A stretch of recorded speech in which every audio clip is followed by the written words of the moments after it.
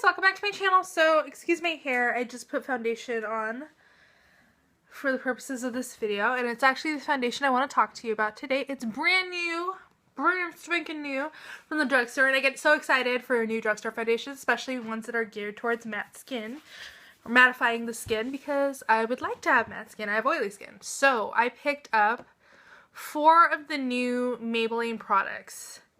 Some I like, one I didn't like. So, the first thing I'll talk about is the new Master Prime primer, and I got this in the color Blur and Redness Control. It's green. Let me go ahead and show you. It's green. It's a little runny. As you can see, it's kind of running down my finger a little bit, like that. This one, you know, it's okay. It's an okay primer. It didn't blur out like any redness whatsoever. So, I mean, that was pretty gimmicky. I was kind of disappointed. Even though it's green, it didn't really do jack for me. And more importantly, I don't really care for the way my foundation went over it. Now, I used the Maybelline Fit Me Matte and Poreless foundation over this. So for it being a Maybelline primer, I expect it to work well with a Maybelline foundation. I just didn't find that to be the case. I found it to kind of, it stayed a little wet. It wasn't like a dry silicone. It was kind of very wet feeling. And I just felt like it didn't, my foundation didn't go over very well on it. And it's supposed to visually blur imperfections and smooth fine lines, prime skin to control the look of redness for an even tone. Do you see what I have to deal with? Anyways, what was I saying? It's a lightweight, non-oily formula and does not clog pores. False.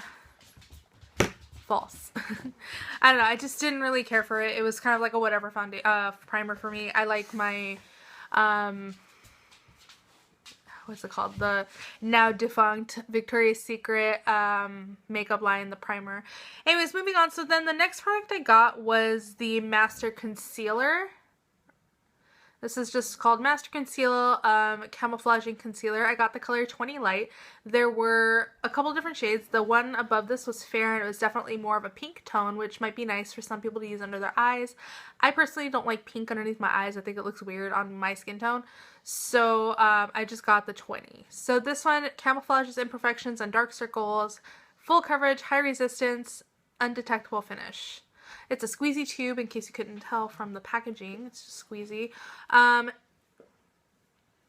It's thin. It's definitely, I wouldn't say it's full coverage by any means. I'm wearing it underneath my eyes today. And it did wipe away quite easily when I put powder to set it. Now, it's not running. It's an okay concealer. I mean, it's kind of a little tacky. But a little does go a very long way. I can do my whole hand just with that little tiny squirt. So that is what the concealer looks like. You know, on the hand it looks really nice, but I'm wearing it underneath my eyes, and I swear to God, it didn't really, it looked nice at first, and then once I put powder on top of it, even after a few minutes, it didn't really dry down. So that's a problem for me. I need something that's gonna not be dry, but like it needs to dry down, so that when I put powder on top of it, it doesn't move around like I feel like it did for my eyes. It was a lot brighter before I put the powder. It's not a bad product. It's an okay product. I think this would probably work better for on the face than under the eye. So then moving on, I got 2 different colors because I wasn't really sure what color would be in the new Fit Me Matte and Poreless foundation. This one is definitely geared, it says normal to oily skin, mattifies and refines pores, matches natural tone, matches natural seamless finish. I had a really hard time finding a color, and I ended up using, right now I have the 112 because the 110 porcelain was just way too white for me, and in the store it was kind of hard for me to tell. The lighting was terrible. So this looked really, really pink in the store, and this looked like the only yellow, which is definitely, this is more of a yellow tone fair. So I'm using 112. It's still a little light, but it's manageable. I could probably go ahead and get the next color down, which was 115. And then 120 looked like really dark and really pink. So I think that the original Fit Me line had a better, maybe not better, but it had a more color selection. That's the word I'm looking for, more. And there wasn't as many colors to choose from for this one. And I don't know if it's just because, you know, it's a new product. They're like rolling it out slowly. Who knows? And this also had in the display the Dewy and Smooth Fit Me, which I'm not sure is a repackage of the original Fit Me. Who knows? I don't know. As far as I can tell, they're not clearancing out the original Fit Me's, so I don't know. But you can tell this one has the blue on it, so that's how you can tell it's the matte and poreless. Otherwise, they're identical in bottle, and they don't have a pump. They're just, you know, pour out, which, you know. And last but not least is the Fit Me powder, again with the teal blue to tell you it's the matte one. I have the original powder. I like the original powder. This one's a different animal. This one's, I got the color translucent, by the way, which is why it looks like so white. This one's a different animal. This one is definitely more just very smooth. I like it a lot. I think this is probably my winner out of all these products is the powder. I really like this.